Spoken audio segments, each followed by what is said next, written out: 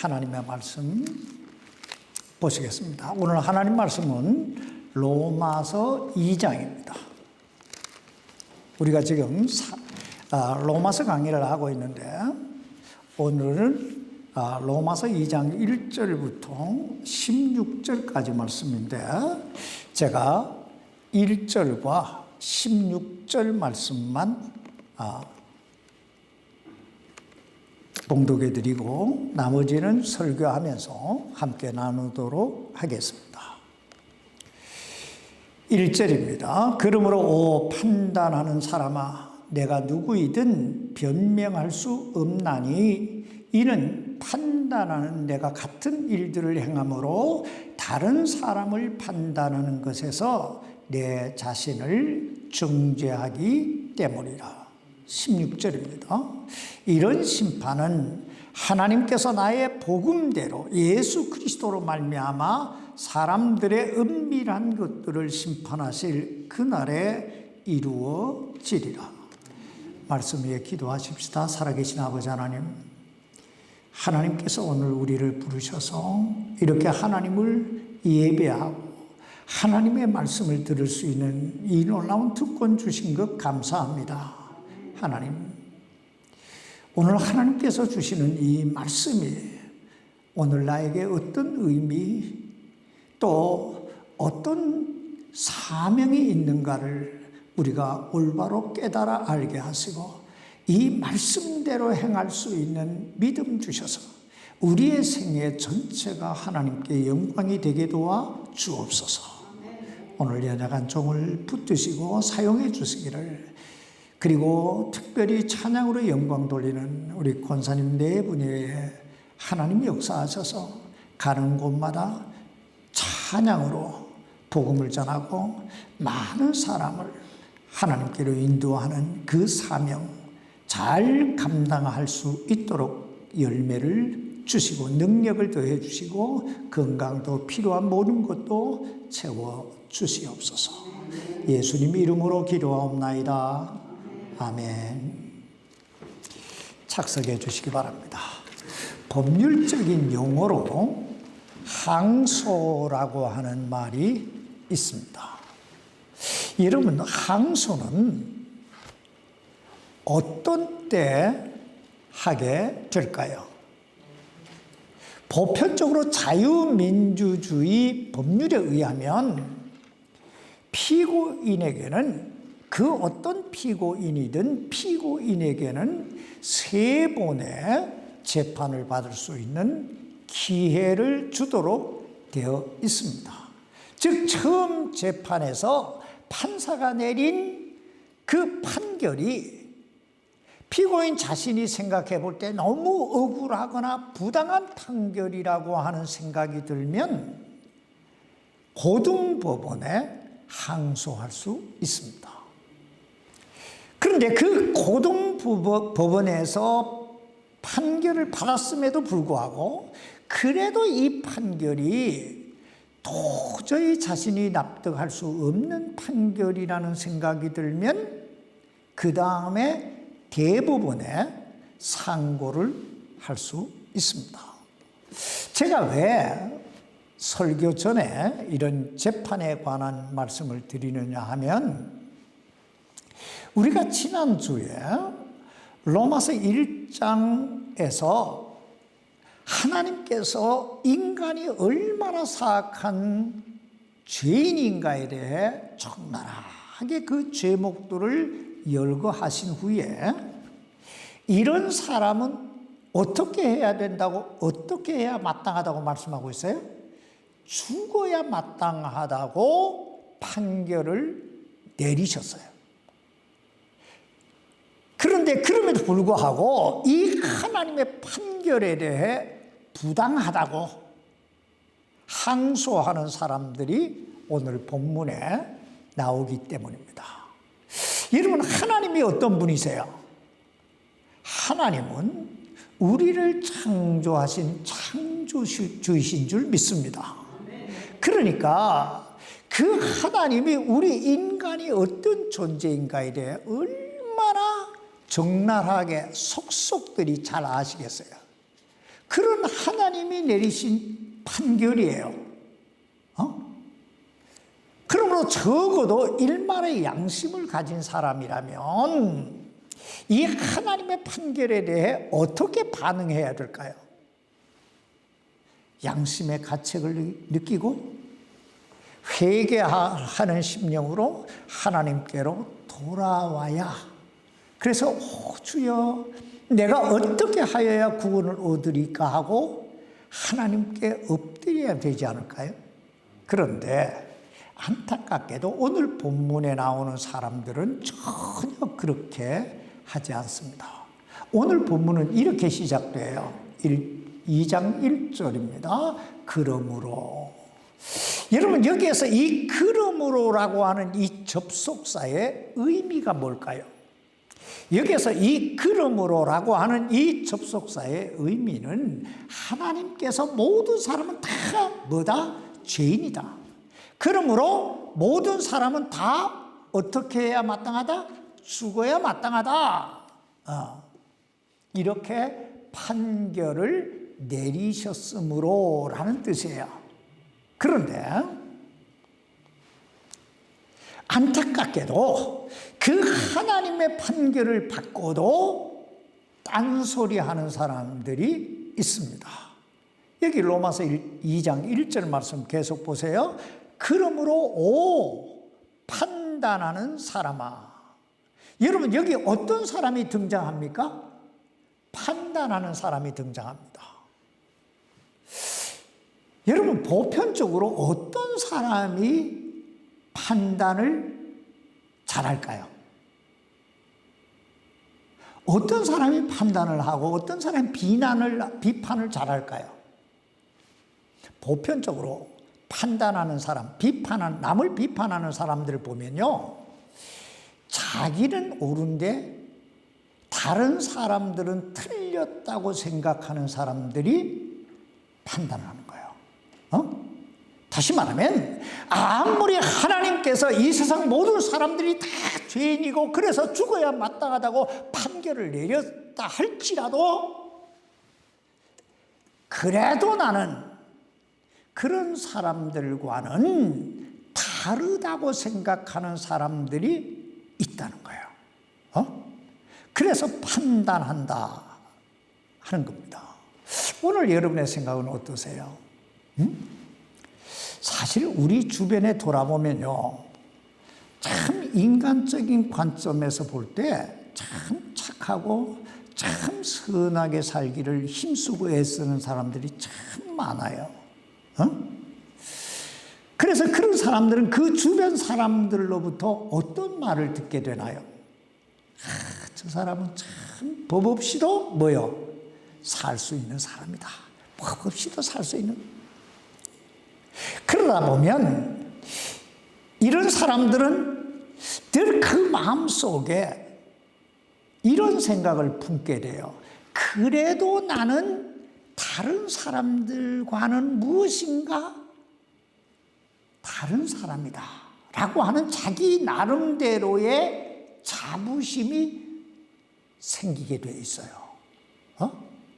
그런데 이런 사람들에게 하나님께서 죄인이라고 하시는 거거든요. 그래서 죽어야 마땅하다고 판결을 내리신 거예요. 그러니 저들의 심정이 어떠하겠어요?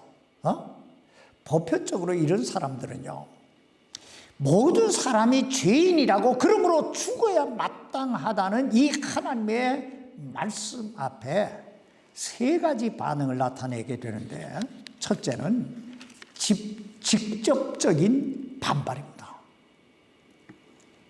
한마디로 내가 어떻게 죄인이냐는 거예요.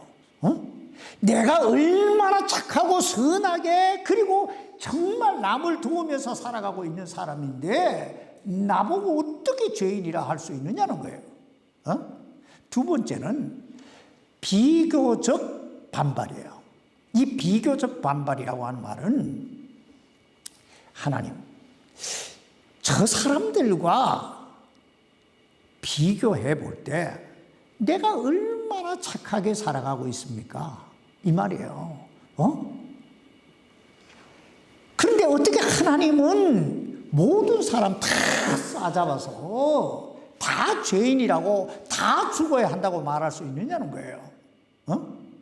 그리고 세 번째 반응은요, 무관심적 반응이에요. 이게 무슨 뜻이냐면, 한마디로 하나님이 아무리 그렇게 말씀하셔도 이 말씀은 다른 사람들에게 필요한 거지 나한테 필요한 건 아니라는 거예요. 난 다르다는 거예요. 그러므로 그 순간부터 이런 사람들은요, 하나님의 말씀이 들려오지 않아요. 아무리 목사가 목이 터지라고 죄에 대해 설교하고 심판에 대해 설교하고 죽음에 대해 설교해도 그냥 그 마음속에 이건 내 거 아니야 하고 딱 마음의 문을 굳게 딱 닫아놓고 안 받아들여요. 이런 사람들 굉장히 많아요. 여러분, 그럼에도 불구하고 하나님께서 그런 사람들에게 오늘 이 본문 말씀을 다시 주신 이유가 무엇일까요? 다시 주신 이유. 1장에서 딱 판결을 내리셨음에도 불구하고 2장에서 다시 이 말씀을 주신 데는 목적이 있을 거 아니에요? 우린 이걸요, 하나님의 세컨 찬스라고 해요.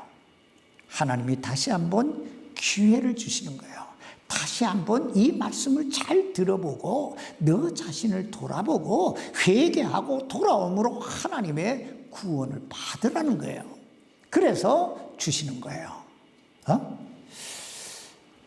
그러므로 우리가 다시 한번 이 말씀을 잘 살펴보십시다. 오늘 본문은 그래도 나는 다른 사람들보다 선하다고 판단하는 사람들, 다시 말하면 모든 사람이 다 죄인이라고, 그리고 죽어야 마땅하다고 하나님이 판결을 내렸다 할지라도 나는 아니다라고 하는 사람들의 특징이 무엇인가 하는 것에 대해서 6가지로 말씀하고 있는데 간단하게 나눠보십시다. 첫 번째 특징은요, 이런 사람들은 다른 사람을 비판하는 경향이 대단히 강합니다. 여러분, 이 세상에 선한 사람이 있을까요, 없을까요? 로마서 3장 10절에 보면 의로운 자는 없나니 단 한 사람도 없으며, 이렇게 말씀합니다. 단 한 사람도 있다고요, 없다고요? 없다고요. 여기 오늘 본문 로마서 2장 1절 말씀을 여러분 다시 보세요.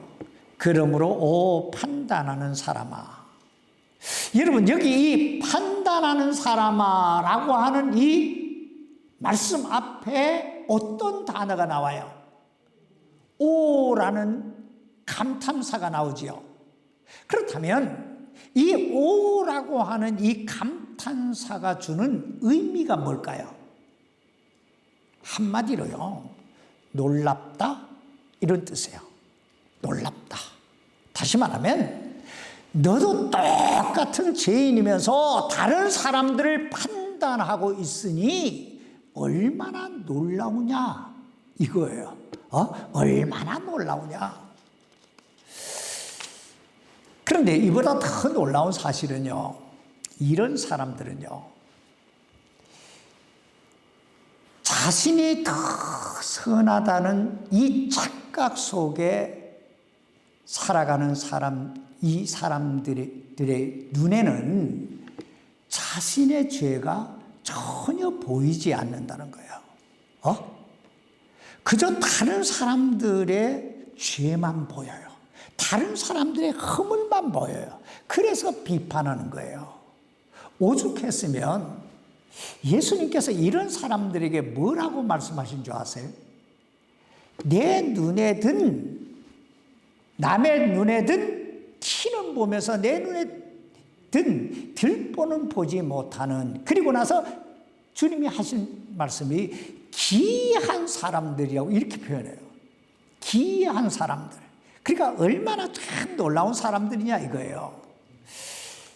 여러분, 성경에 나오는 그런 대표적인 인물들이 어떤 사람들이에요? 바로 바리새인들이에요. 바리새인들. 누가복음 18장 11절에 이하에 보면 바리새인들의 기도가 나와요. 바리새인들의 기도가 나오는데 그 기도 내용이 참 기가 막힙니다.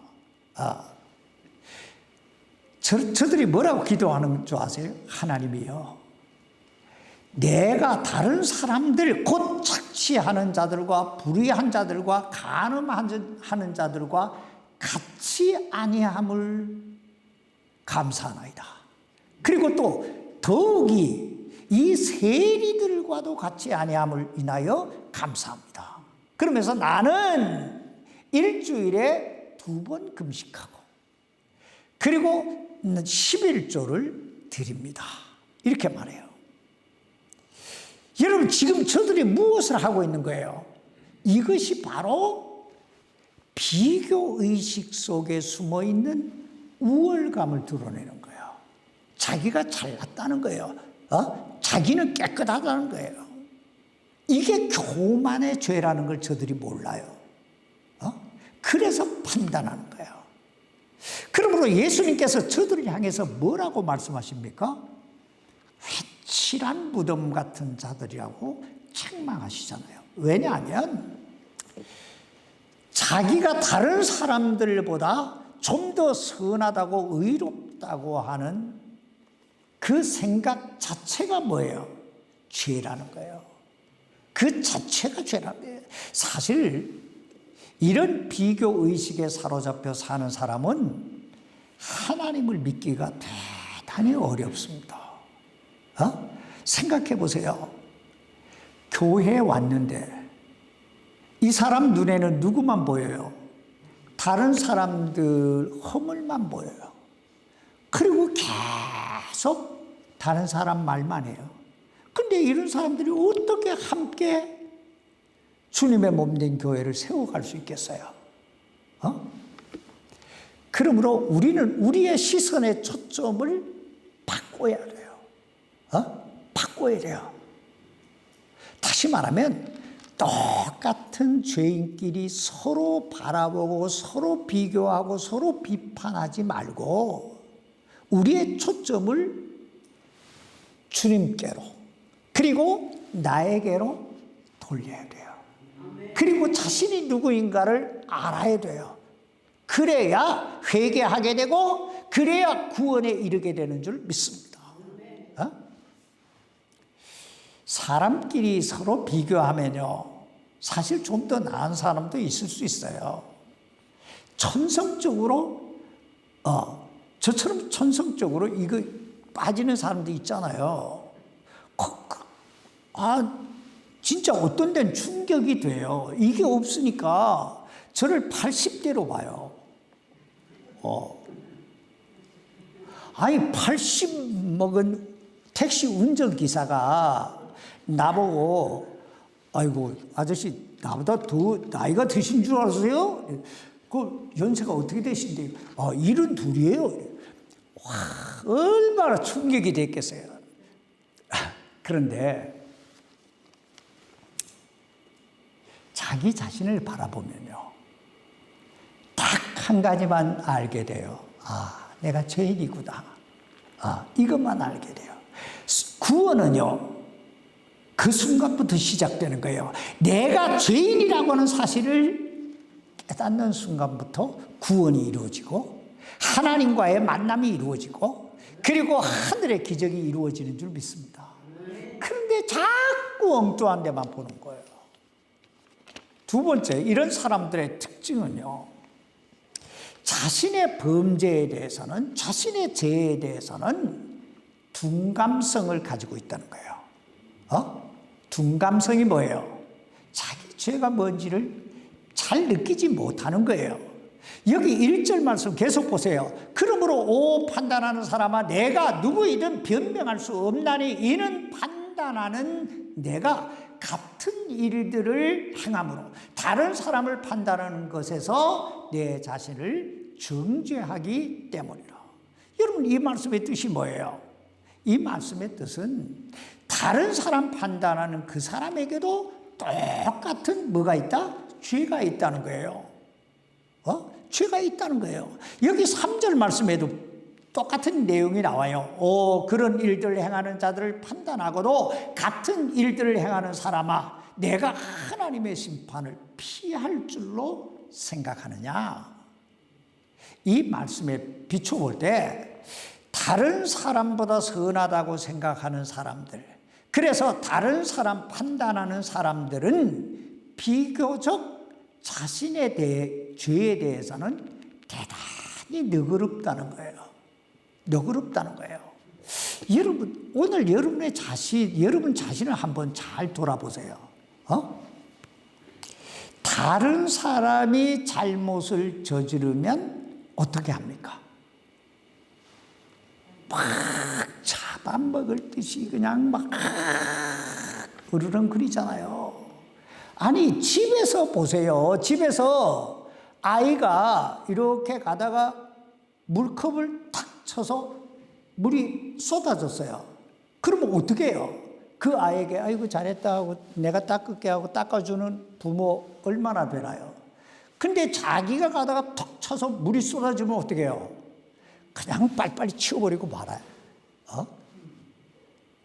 참, 대부분의 사람들은요, 다른 사람의 죄에 대해서는 대단히 인색한데 자신의 죄에 대해서는 대단히 너그러워요. 그냥 넘겨버려요. 여러분, 이것이 다 뭐예요? 이것이 바로 죄에 대한 둔감성이에요.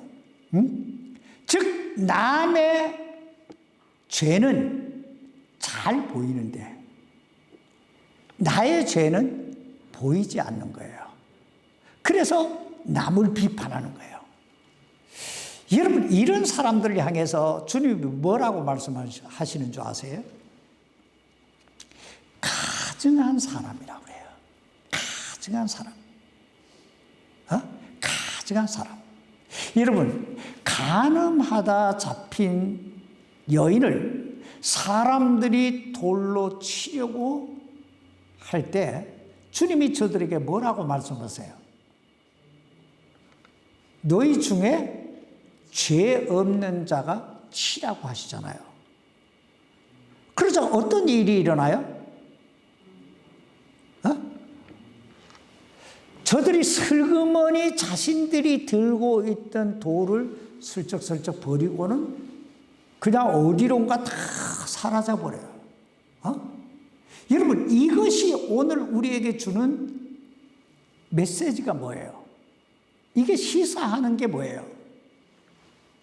결국은 모든 사람들 속에 보이지는 않지만 뭐가 있다? 죄가 있다는 얘기예요. 죄인이라는 얘기예요. 그러므로 우리가 인생을 살면서 제일 두려워해야 할 것은 뭐냐? 혹시라도 내 안에는 내 죄에 대한 둔감성이 있지는 않을까 하는 거예요.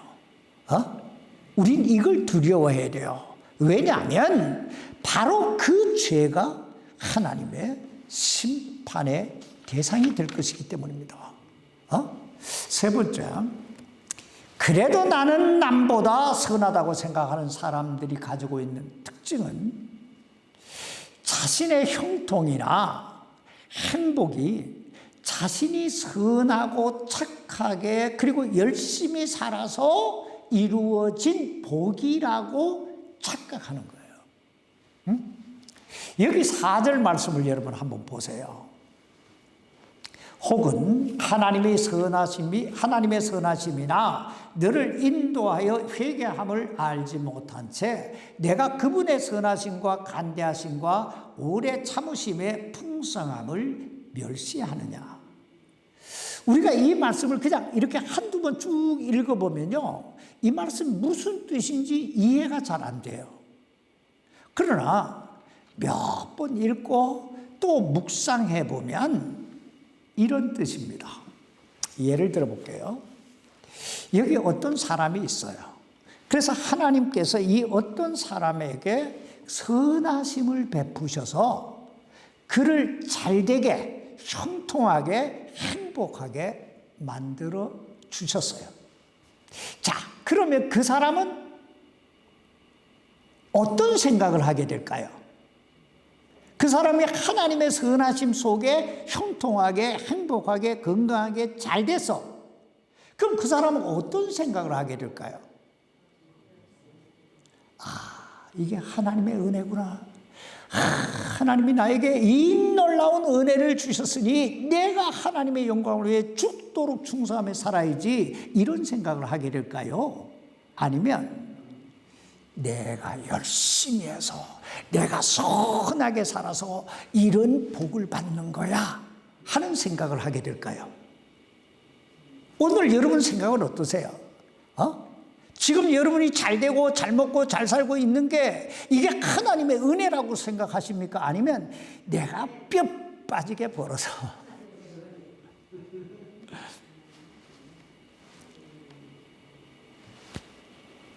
자, 그런데 하나님은 이렇게 이 사람에게 복을 주신 데는 목적이 있으세요. 이 복을 받고 이 복을 누리면서 회개하고 하나님께로 돌아오라고, 하나님의 은혜구나 하는 걸 깨닫고 하나님께로 돌아오라고 이걸 주셨다는 거예요. 그래서 여기에 인도하여 회개함을 알지 못한 채 할 때 회개를 깨닫게 해 주시기 위해, 이런 뜻이에요. 그런데 그 마지막 여기 4절 하반절에 보면 풍성함을 멸시하느냐, 이 말은 뭐냐면 이 복을 자기가 잘나서 얻은 복이라고 착각하느냐 이거예요. 하나님을 멸시하느냐, 이런 뜻이에요. 그래서 더 큰 하나님의 진노의 심판을 부르게 된다, 이런 말이에요. 여기 5절 말씀도 보세요. 다만 내가 내 강팍함과 뉘우치지 아니하는 마음에 따라 진노의 날, 곧 하나님의 의로운 심판이 나타나는 그날에 닥칠 진노를 내게 쌓아 올리는도다. 그러니까 하나님의 은혜를 깨닫지 못하면 결국 뭐예요? 진노만 쌓아 올리게 된다, 이런 뜻이에요. 그러므로 한마디로 이런 뜻이에요. 착각하지 마라 말이요. 착각하지 마라. 하나님께서 우리에게 복을 주시는 데는 목적이 있으시다 말이요. 네 번째, 그래도 나는 다른 사람들보다 선하다고 생각하는 사람들이 가지고 있는 특징은 자신이 가지고 있는 그 선한 것이 하나님 앞에서는 얼마나 무가치하고 초라한 것인가를 모른다는 거예요. 여러분, 선하다라고 하는 게 뭘까요? 오늘 여러분에게 물어봅시다. 여러분은 선한 사람입니까? 아니면 그래도 뭔가 좀 악한 구석이 있다? 직설적인 표현으로 이렇게 생각하십니까?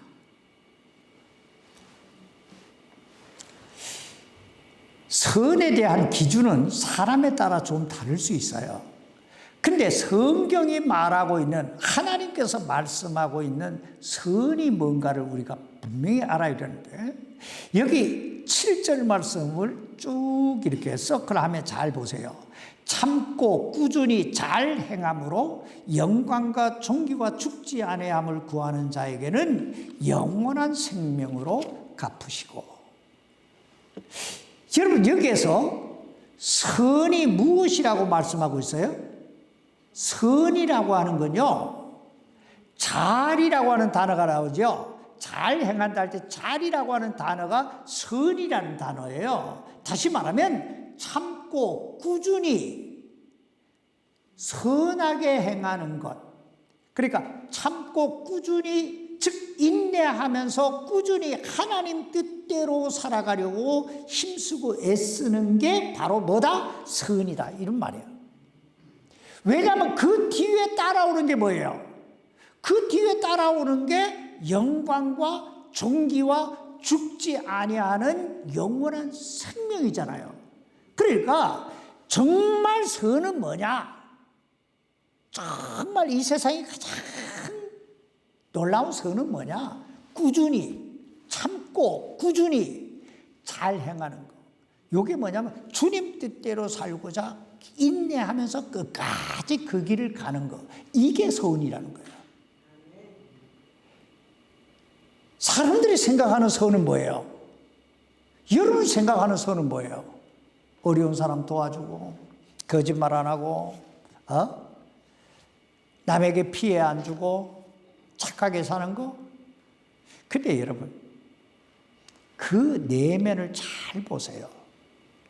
도네이션 하죠. 세금 면제 다 받아요. 요양원, 양로원, 고아원 뭐 이런 데 잘 보세요. 다 선한 사업 하겠다고 하잖아요. 근데 미쳐가면서도 그런 일 할까요? 과연? 손해보는 대로 그런 일 할까요? 아니요. 천만에요. 다 유익이 되니까 하는 거예요. 그래서 이 세상에는 선이 없다는 말이에요. 그럼 선은 뭐냐? 그저 참고 꾸준히 주님의 뜻대로 살아가려고 힘쓰고 애쓰는 것만 선이라는 거예요.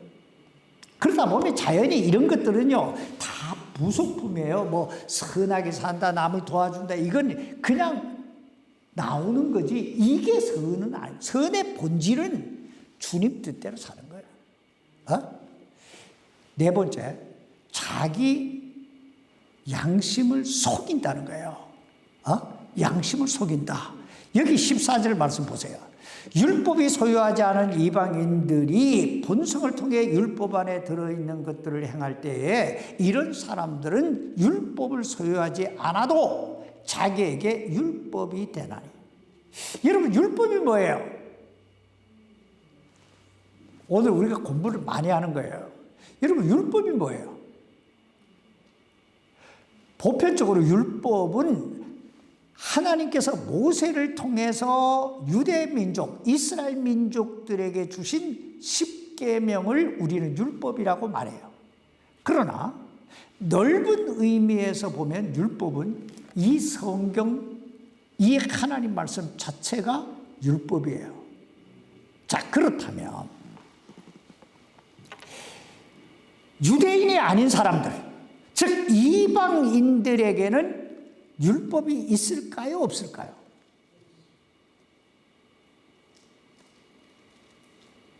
이방인들에게는 율법이 있을까? 없을까? 없다는 분 손 들어보세요. 안 들죠? 있다는 분 잘 안 들죠? 왜 안 들어요? 있을 것 같기도 하고 없을 것 같기도 하고 괜히 뭐 가만히 있으면 이득이라도 가는데 손 들었다 꼴도 할까 봐. 여기 15절 말씀 보실래요? 이런 사람들은 또한 자기 양심이 증언하며 자기 생각들이 서로 고소하고 변명하는 가운데 자기 마음속에 기록된 율법의 행위를 보이느니라. 여러분 율법이 있다는 말이에요? 없다는 말이에요? 율법이 있다는 말이에요. 그럼 율법이 뭐냐? 하는 거예요. 자기 양심이 율법이라는 거예요. 그러니까 이 하나님의 말씀이 없어도 자기 양심이라고 하는 게 있어서 이 양심이 나의 뭐다? 율법이다. 이 말이에요. 자, 그렇다면 여러분에게 한 가지 물어보십시다. 여러분은 양심을 속이며 살 때가 있습니까? 없습니까? 양심에 좀 찔리기는 찔리는데 한번 눈치끔 한번 감아보자. 뭐 이런 때가 있어요? 없어요?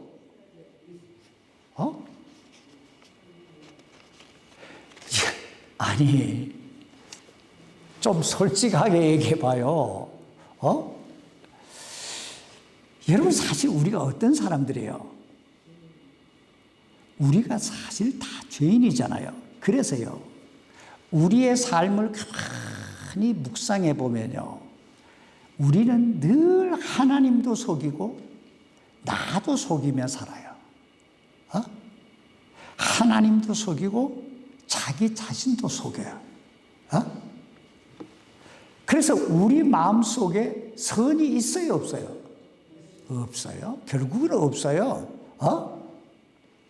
그래서 모든 사람이 죄인이라는 결론이 성경입니다.